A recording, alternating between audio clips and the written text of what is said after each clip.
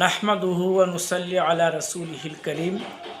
যে যেখান থেকে ভিডিওটি দেখছেন সকলকে আন্তরিক মোবারকবাদ। প্রিয় দর্শক শ্রোতা, অনেকেরই প্রশ্ন, উরুস করা ইসলামী শরিয়াতে জায়েজ কিনা। আসলে উরুস করা ইসলামী শরিয়াতে জায়েজ নেই, কারণ কোনো মৃত ব্যক্তির কবরকে কেন্দ্র করে সেখানে নারী পুরুষ একত্রিত হয়ে আনন্দ উল্লাস করা, সেটা জাহিলি যুগের প্রথা, মুসলমানদের কর্ম তা হতে পারে না। যারা এরকম করে সেটা তাদের মন গড়া ভিত্তিহীন কর্মকাণ্ড। কারণ উরুস শব্দটা আরবি উরসুন আইন রা সিন, যার অর্থ নববধূ বা বিবাহের অনুষ্ঠান।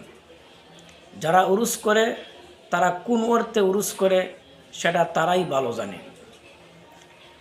এ ব্যাপারে হাদিসের নির্ভরযোগ্য গ্রন্থ মুয়াত্তা মালিকের 593 নং পৃষ্ঠায় উল্লেখ রয়েছে।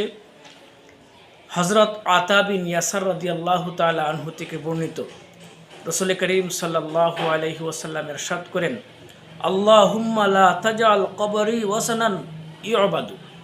এই হাদিসে রাসূল করিম সাল্লাল্লাহু আলাইহি ওয়াসাল্লাম আল্লাহ তাআলার কাছে দোয়া করেছেন, হে আল্লাহ, আমার কবর যেন পূজার স্থানে পরিণত না হয়, ইবাদতের স্থানে পরিণত না হয়, সেজদার স্থানে পরিণত না হয়, মেলার স্থানে পরিণত না হয়।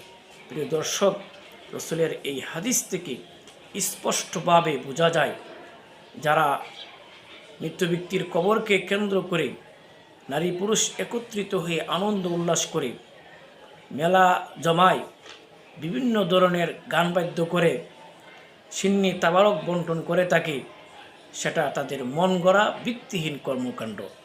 এতে সওয়াবের মুঠোই আশা করা যায় না। আল্লাহ পাক আমাদের সকলকে সহি বুঝ দান করুন। আল্লাহুম্মা আমিন।